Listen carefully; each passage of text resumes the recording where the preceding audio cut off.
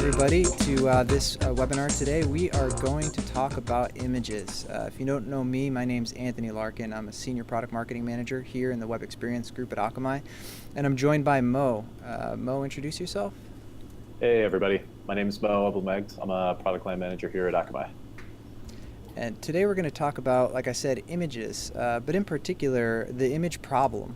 What are some common ways that people are addressing images in web delivery? Potentially what's good about them, what's bad about them, talk a little bit about that. And then we're going to get into how you can make the right decisions around how you manage images. Could you be optimizing your image workflows? Could you be getting better quality without compromising performance of the websites or mobile applications that you're delivering to your customers? So lots of topics that we're going to go through. So let's jump right in. I guess the first thing, Mo, that we should talk about is the role images play in the overall web experience. I think a lot of people know the term "a picture is worth 1,000 words," but it's really worth much more than that, right? It's better engagement online. Yeah, no, it really is. We're kind of in this cool state where the web is really exploding in imagery. All of us as end users are demanding richer and richer and richer web experiences, and typically that means a ton of images on the page. And the reason why it's a lot of images on the page is because it drives real business value. So there's this really cool stat that says that in the retail space, 63% of all shoppers rank product images being the absolute first thing they look at and the most important thing that they look at when they go onto any website. And then in the media space, any articles that have images on them get about 2x the number of views as articles that don't have any imagery on it at all. So not only do images make the experience just a lot richer, it actually drives engagement and it drives business metrics as well. So rich, engaging images, they increase online engagement. So we've seen this evolution, right, of websites and applications that used to be characterized mostly of lower resolution images and hyperlinked text, but have evolved to become much more visual in nature. Now that images are making up a majority of the content on the page, and for good reason, right? To your point, it's driving a lot of engagement, both for people that are shopping, but people that are consuming media, like news, for example. But that's being met by challenges, right? So there's a diversity in devices and browsers that are being introduced. What are the challenges with that fragmentation that we're seeing, Mo? Yeah, I think one of the interesting things is in the past, like you spoke about, when websites didn't have a lot of imagery on it, when it was mostly HTML kind of text and links, and now we're seeing a lot more imagery. In the past, everyone accessed websites via a desktop machine, which was wired to an Ethernet cable. So kind of the experience or where we went to access the experience was completely the same. Now we're seeing, like you mentioned, diversification everywhere. So mobile's made kind of change the game. So users are accessing these websites via mobile devices, via tablet devices, via their laptops, via their desktops. There's even massive fragmentation within just the mobile ecosystem, lots of different devices that are out there with different sizes, different device pixel densities, different operating systems, and even there's different browsers as well. So Chrome, Firefox, Safari, different network conditions. All of these different endpoints that users are coming in on are just causing a lot of challenges in figuring out how do you deliver the right image to each one of these endpoints so you can really ensure that your end user gets the best experience possible. Fantastic. And so you talked about how there's been not only a shift in fragmentation, right? So the different devices and the different networks are driving a different experience for users and creating a barrier sometimes to performance of those pages, meaning how fast they can load. But also we're seeing a trend too, right? Where users are actually accessing the web from their mobile devices more times throughout the day than they are from the traditional means of like a desktop or laptop computer. Yeah, it's we've hit this inflection point now where the majority of traffic that's coming in is actually coming in over mobile. And a lot of the some of the clients we actually speak with, their traffic is almost entirely mobile. So they're getting like 70, 80, sometimes even 90% of their traffic coming in over mobile devices in total. And you kind of hit the nail on the head. Kind of the big challenge that introduces is how do you ensure that you're still able to deliver these rich, attractive imagery, but do it in a way where it doesn't impact performance by kind of keeping the weight loaded down and then keeping the image sizes down as well. Yeah, really, really important. Now, so when we talk about, image sizes, right? There's actually more than just sizes that you need to consider. There's a whole number of factors, right? So for, a responsive web design site or a consistent experience across a website to a mobile app or even just a mobile version of that site, there's oftentimes actually multiple different images that need to be created to drive that experience. How many images does somebody need to create? Yeah, no, it is a lot of images that someone needs to create by following some of the best practices that are out there, just to ensure that every end user gets the perfect image. And kind of the perfect image is defined as the one that still maintains really good fidelity, so it looks great, but at the same time isn't totally bloated in weight. So one cool exercise we like to go through is, let's pretend we're building a responsive website and we're going to be an e-commerce shop and we're going to sell some cars. So just following some of the best practices in there, let's go through the exercise of all the images we would have to create to deliver the best experience to our end users on both desktop, tablet, and a mobile experience. So kind of the first step is we would create 3 different sizes for every single image that we have in our library. So for the reason why we create the 3 different sizes is for our particular scenario, we care about 3 different form factors. So desktop, tablet, and mobile. The next one would be the different browsers. So like the different browser-specific image formats. So for those who aren't familiar with browser-specific image formats, all the browser vendors kind of decided there's got to be a better image format than JPEG. So one that'll reduce image weight, but still maintain visual fidelity. So they all succeeded. So WebP was created by by Google, supported on the Google ecosystem, so Chrome and Android. Apple created JPEG 2000, supported in the Apple ecosystem, iOS Safari. And then Microsoft Explorer created JPEG XR, which is supported by Internet Explorer and by the Windows operating system as well. The challenge is they kind of created these things in silos. So the formats only work in their own different silos and their own ecosystems, but we want to use them because they reduce image weight by about 35% when compared to a JPEG, while still maintaining visual fidelity. So these are formats we absolutely want to take advantage of them. So kind of for the purpose of this exercise, let's go ahead and create those 4 different formats for the 4 browsers that our users are using. And then comes device pixel densities. So we don't want to send a 1x image to a 2x device because it's going to look really grainy and it's not going to be a good experience. But at the same time, we don't want to send a 2x image to a 1x device because now our users over downloading bytes that they're just going to be throwing away. And then any other artistic rendition we have to create. So these are kind of like the base requirements by your creative team. So any types of props you want to create, any types of watermarks that need to be created, background color changes that have to be made. And for this exercise, let's go ahead and create 3. So in just this exercise alone, if we're following the best practices to deliver the best image experience for our end users, we would have to create over 100 images for every image in our library. Multiply that, in an e-commerce shop, 4 angle shots per product, hundreds of thousands of products. Quickly, the number of images we have to manage, maintain, store, and update becomes really costly from both a time perspective, because it takes a lot of people to do this, but also from a storage and infrastructure perspective, because it's costly to keep that infrastructure up and running. But that's only one challenge, though. And there's kind of another side of the challenge is just kind of figuring out when to deliver the right image, right? Yeah, so I hear a lot about responsive images, right? And people talk about media queries and source set, and that's going to save the day. It makes everything completely simple and can allow you to deliver that experience across devices, and the browser is going to tell you what to do. Is it really that simple? It's not as simple as one thinks. So kind of there's a really complex decision tree that we have to go through to figure out where are users coming in from and which image we should send them. And kind of that complex decision tree involves a lot of different factors. So it's, what device is my user coming in on? What operating system are they on? Which browser are they coming in from? If they're on mobile, what's their network condition like? What's the DPR of their device? All those different conditions form a really complex decision tree, like I mentioned, that has to be traversed via some very, very complex logic that has to be written either on the client side via HTML source set and picture element, or via JavaScript, or you do it at origin on the server side.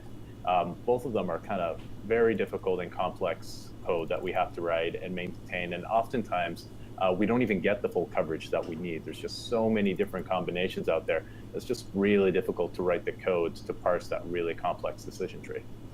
Yeah, I can imagine. Not only just the time it takes to write all that code, but also you need to maintain that, right? So as more new resolutions come out, or new browsers, or new support for new file formats, you're going to have to continuously update your code base to make sure that you're meeting the latest standards and getting the best advantage of these image formats. But the other thing is, even if you do all that work to create that CSS wizardry of that complex tree, you already have to have all those images, right? So in order to pull them, so how would someone, they would have to create all those images and store them, and then create all the code to figure out when to pull the right image at the right time? Yeah, exactly. You'd have to kind of follow in the exercise that we just went through. We'd have to create over 100 variants for every image that we have in our library, store them, and then step two would be write that really complex logic to figure out when to pull which image from that massive library of images that we create. And I think you raised a good point of, when new devices and things come out, like Apple's about to announce the brand new iPhone, Samsung's got their new events coming up soon with the Note 8 that's coming out. They're going to have new form factors. They're going to have different device pixel density ratios. A lot of users are going to be buying those devices, and we want to support them. And we're going to have to go back and update our entire catalog with images that supports those different devices, so that our end users on those devices get a great experience. But then at the same time, as sort of like a step two, we're going to have to update that complex decision tree to now include these new devices that are going to be coming out from these two massive vendors. And that's just a massive amount of complexity and maintenance that has to be put in place. Got it. Well, let's try and break this down a little bit. So we're going to go through a bit about what are the common approaches that people are using today to manage this complex image problem, to make sure that they're delivering the best experience for all their users, but also to do it in a way that's efficient and cost effective. How are you managing your images today? I guess first one is you could be doing nothing, or I guess the better way to describe that would be delivering the same image to all users. You have one image on the website, you try and optimize it the best you can, but it's going to be delivered to users on a desktop computer as it will be on a mobile device, and the same across all software. Now, there's a downfall to doing that, is that you could be suffering from what's called an over-downloading problem, and that you're actually sending more bytes than necessary to download that image and render it onto the appropriate device or software. If you're sending a 1,000 pixel wide image to a device that only displays 340 pixels wide, there's way more information, bytes, data that are being sent over a poor mobile connection, for example, than needs to be, and that's going to slow down the user experience. Yeah, no, that's one of the ways that customers are managing their images today is, like you mentioned, sending the same image across all contexts, and really just sending the same size image to both mobile and desktop devices. One of the other common ways that we see that images are being handled is you recognize that, hey, performance is an issue with images, with websites and mobile devices where we're sending down a large number of images. So one of the strategies that some folks put into place is degrade the image quality in favor of performance. So usually what that means is you'll take your JPEG and then you'll start to lower the quality level to a point where the image size, in terms of the file size, becomes acceptable, and then you send those out to all of your end users. Now, while that's good for image weight and that's good for website weight as well, I think there's a cool stat out there that says 60 to 70% of all web pages, the weight is made up of images. So by decreasing the image size, you're able to make a big impact on the performance of your website. However, that begins to impact the quality of the images. They become a lot more grainier, they become more pixelated, and then that kind of has a negative impact on the end user engagement and on brand perception. If we link that back to one of the stats that we showed earlier on, where end users are prioritizing images as being one of the first things they look at, or the most important things that they look at on any website, whether it's a retail site or a media site, degrading image quality can really have a bad experience, can really drive a bad experience for end users, cause engagement to go down, and just cause bad brand perception across the board. you don't want to be delivering the same image to every user because there's performance implications to doing that. But you also don't want to be degrading the quality of that experience. The right approach would be to then start creating different images for different users and to be able to use those in different contexts.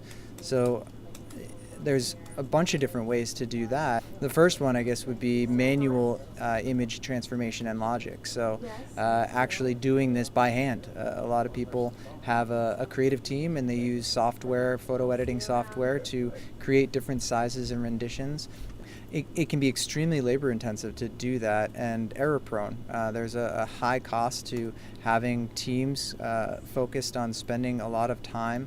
You can even break it down to a per image time. We have a organization that's working with us that they were spending about 5 to 6 minutes per image. When you think about to create the derivatives necessary for use across the website, when you think about tens of thousands of images in a catalog for a retail site, for example, that becomes a lot of time and a lot of cost, and can actually really slow down your time to market, and can also be a burden on your infrastructure costs as well, in terms of the amount of storage necessary to keep all of those images in storage as well.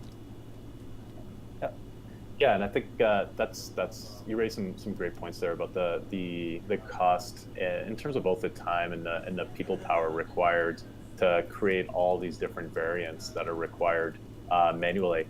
One of the other approaches that a lot of folks take is by introducing some automation via their CMS, their digital asset management system, or just their platform as a service. So, for example, if you're a retail shop that uses one of the leading e-commerce platforms, cloud e-commerce platforms that are out there, oftentimes these types of tools might have some really basic image manipulation capabilities in it. So sometimes they can offer the tools required to create different image sizes, which can be great for responsive web design. Some of them even offer very basic cropping as well, to create the different types of artistic variants that are required to deliver the end user experience that you're looking to send to your end users. But even these types of tools can sometimes have some cons associated with them. So potential scale can be an issue. So the tools aren't ready-made.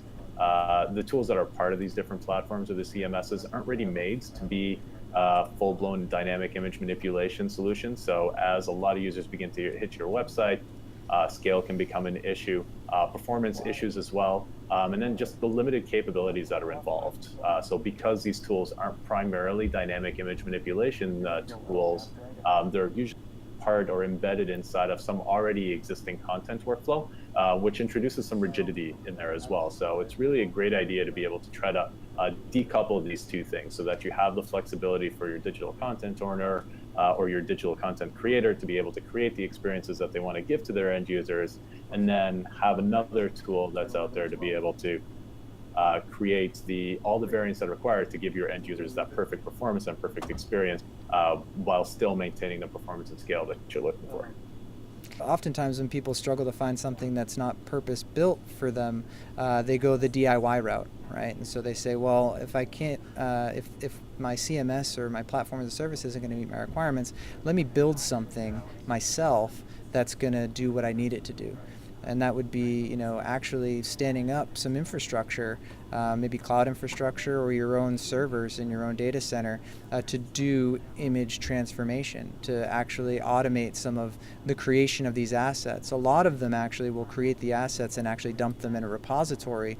There's some benefits to doing this, because you get to decide exactly what specifications you want to design the system to, but there's also a lot of disadvantages to this approach. In particular, one, it's extremely costly from a development perspective, and also the infrastructure necessary to support it. The other is that you need to scale that infrastructure in order to support your growing traffic or your growing number of images, if your catalog's expanding or if it's media collections that might be being managed.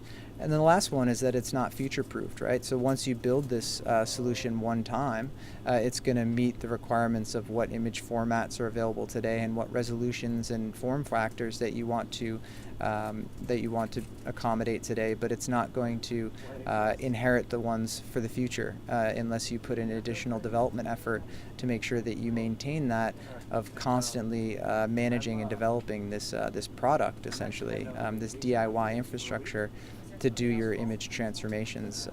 There's other ways of doing this as well, right?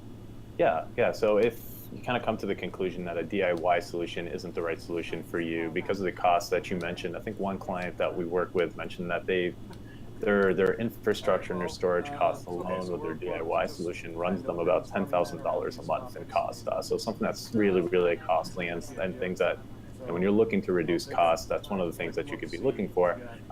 Customers who are looking to get away from a DIY solution oftentimes decide to go with a third-party image transformation service provider. And there's a number of those that are out there in the market. And we can kind of bucket those into two different buckets. So there's some that have been out there for a number of years, and they offer the ability to do dynamic imaging, so the creation of any image variant that you want, whether it's a different size image, a different crop, a different watermark on an image, changing the background, things like that, and do it dynamically so that you don't have to build out infrastructure yourself to do it. So they can really help you solve the challenge of challenge number one, which is that exercise that we went through of you don't have to create those 100 different variants yourself. You keep a single pristine at your origin or a single pristine high quality image in your library, and then you can use those solutions to be able to create all the variants that you need to give the experience to your end users. These solutions though do have some downsides associated with them. So one of them is storage requirements. So kind of rigid storage requirements, and they require you to change where your image library lives. So if you're in an organization out there that's really happy with where your image storage for your pristine images is, whether it's in the cloud somewhere or on premise, a lot of these older solutions really require you to kind of change that. They need you to upload the image assets to them so that then they can start to manipulate them for you. So it's a little bit of an interruption to your existing workflow. One of the other requirements or rigidity that's involved with some of these solutions is you don't have control over your delivery settings. So some of these solutions have delivery embedded in them. So they'll manipulate the images for you in real time. They'll also deliver them out to your end users, but you lack the controls to really fine tune those delivery settings. So things like the TTL of your images, different types of caching rules that you want to apply, or different security rules that you want to apply to your images as well. And then one of the final, or the third kind of workflow issue that's a little bit rigid with these solutions is purging can be an issue. So let's say the wrong image gets uploaded to the image library or to the storage system that's associated with these third-party solutions.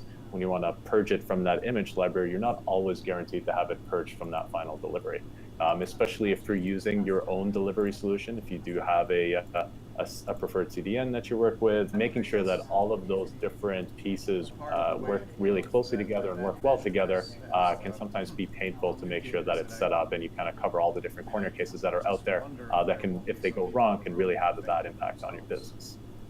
That's a really good point. And there's also another category, right? More newer image optimization solutions that are out there that seem to be a bit more developer focused, right? And there's a lot of expertise required actually to do a lot of development work and hands-on in order to use these, and actually can be invasive to your application, requiring you to add JavaScript to your pages. And the other consideration for some of these newer image optimization solutions could be that the capacity or ability to scale to meet your requirements. Should you have a large number of images, a large catalog, or a lot of traffic, their organization could struggle to scale to meet those requirements as well. So an important consideration when considering some of these newer image optimization services. Yeah, and I think just one more kind of point on the inflexibility and invasive integration. That's often associated with that challenge number two that we talked about. So kind of all these solutions do a really great job of helping you solve challenge number one, which is you no longer have to create those 100+ variants for every image that you have in your library. but they don't do a great job of solving challenge number two, of making sure that you send down the right image for the different devices or the different contexts that your users are coming in from. So parsing that really complex decision them either don't do it at all, and you're sending down the same image asset across the board, regardless of where your user's coming in from.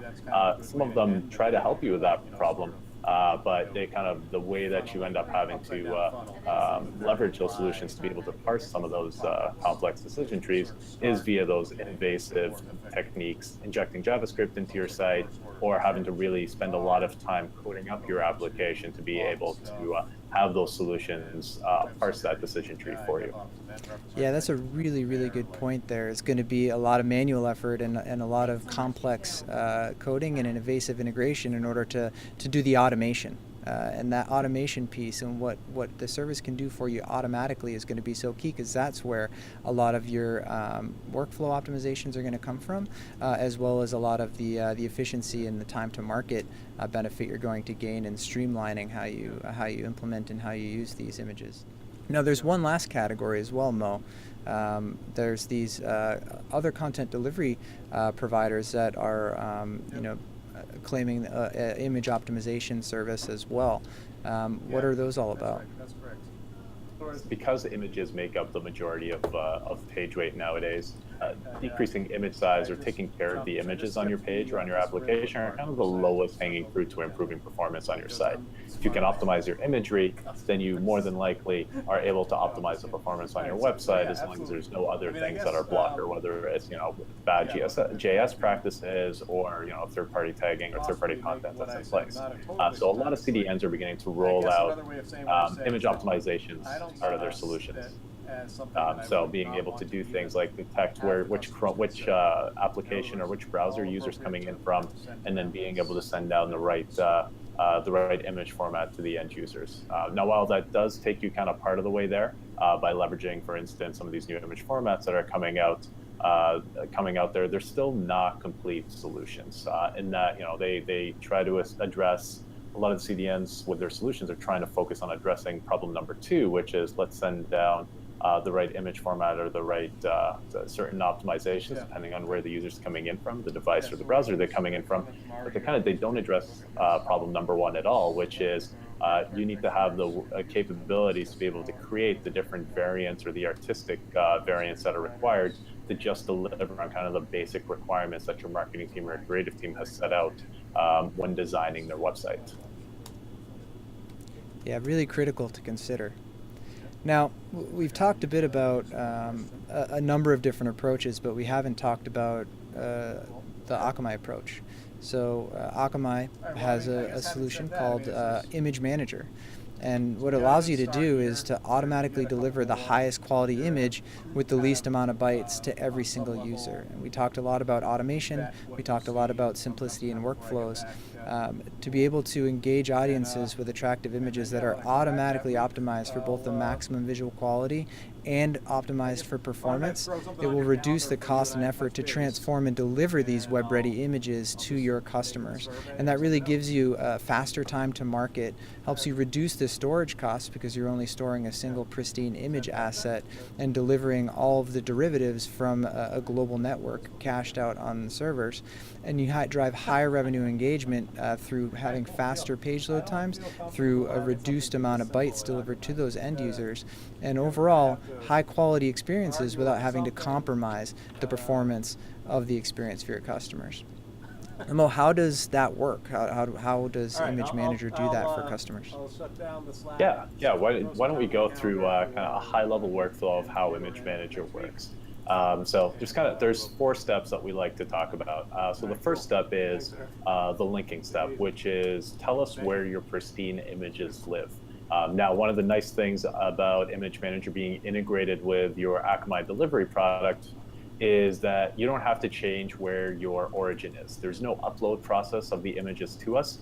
You simply add Image Manager to your existing delivery config, and then we can start to manipulate the images for you at the time of the delivery. So we don't interrupt your workflow process. You can get up and started a lot quicker than some of the other solutions that are out there, which require you to upload all of your image library to them before they can start to do the manipulation for you. So that's the first step, is link the images by just adding an image manager behavior to any of your configs, and we can start to manipulate them for you. Step two is the transformation step.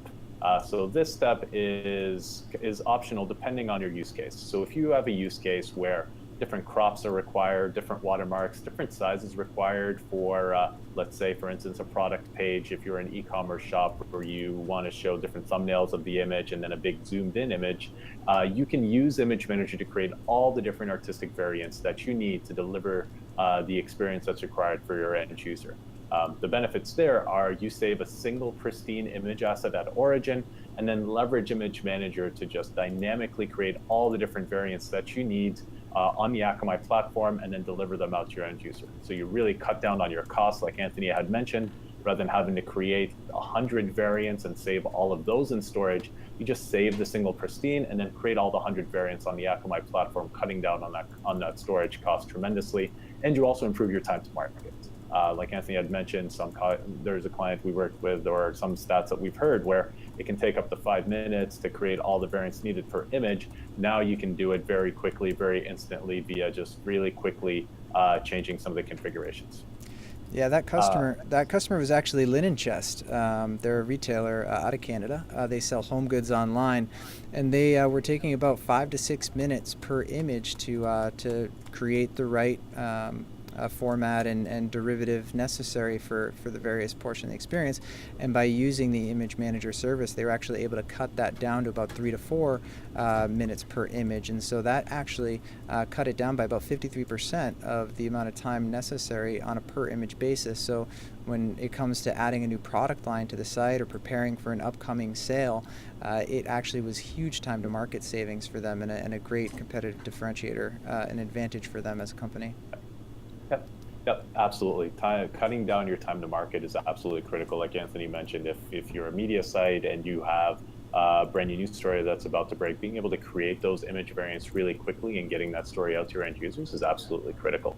The third step in the process is what we call the optimize step. So this is where for every single end user that requests an image, we will optimize that image for all of your end user scenarios. So for example, if your end user's coming in from Chrome and they're requesting a JPEG image, we'll optimize that image format and send them a WebP, for instance, where appropriate. We do this by making sure that every single one of your end user gets the lowest sized image without impacting the visual fidelity for you every single time. And when we're talking about optimizing image size without sacrificing image fidelity, there's 3 levers we can pull on. So the first lever is image size.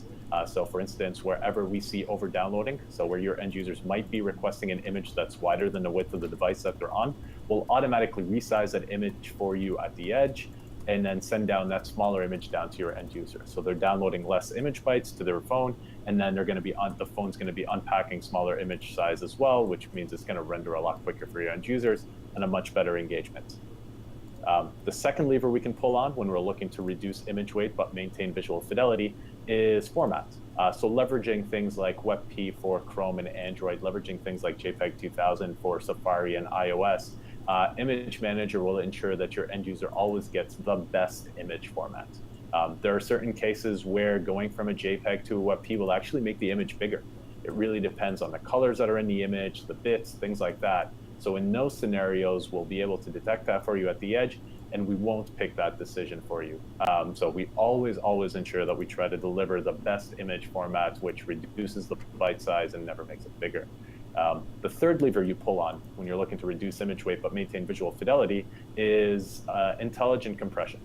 So these are things like automating the quality level so that we can reduce that quality level down to the absolute lowest point for every single image without sacrificing on the visual fidelity of those images. And we do that using a feature in Image Manager called perceptual quality, where we leverage technologies or an algorithm like SSIM to be able to automatically reduce every single image quality level down to its lowest point without sacrificing the visual fidelity. So we keep those image weights really, really low and maximize that end user experience. So those 3 levers, we pull on those 3 levers to ensure that your end user always gets the optimized image every single time. And then what that results in is the best image being delivered to your end user. So everything is fully integrated into your Akamai delivery product. You get complete controls over all of your caching and your purging rules. You can apply all the Akamai security products on top of that as well. And then your end user gets a secure experience, they get a fast experience, and they get an engaging experience. Wow. So you're saying that the image manager does the artistic manipulation of the images necessary, but also automates the size, quality, format considerations to really personalize image delivery for customers to send the best image just automatically. You just turn it on and it does those things.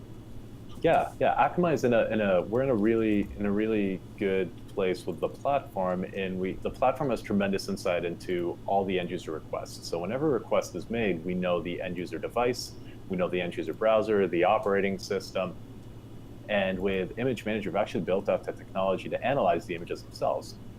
So how many bits of colors are in it? Is there transparency? Is there not transparency? And we collect all this information. We use all this information whenever a request for an image is made to parse that really complex decision tree to figure out the exact image that we should be sending down to your end user.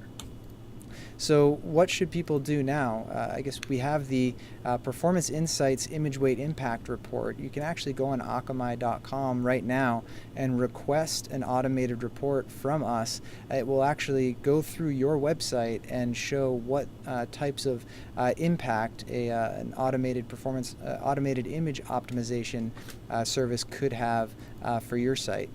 So go to Akamai.com and Akamai.com/images and request your report there today. Thanks for joining, Mo. Anything to share in closing? No. I encourage everyone to go to Akamai.com and check out all the different capabilities that Image Manager can offer, and definitely run that report and see what kind of impact that these optimizations can have on your site. Great. Well, we hope that this was informative for you today, walking through the various ways that you could manage the image problem and the different approaches that are available to you. You can always reach us on community.akamai.com as well. That's Akamai Community, a site which is great for you to ask questions, contact your peers and other Akamai customers, and talk tech topics. So until next time, I'm Anthony and joined by Mo. And we'll look forward to seeing you in the next episode. Thanks again for joining. Bye. Thanks, everyone.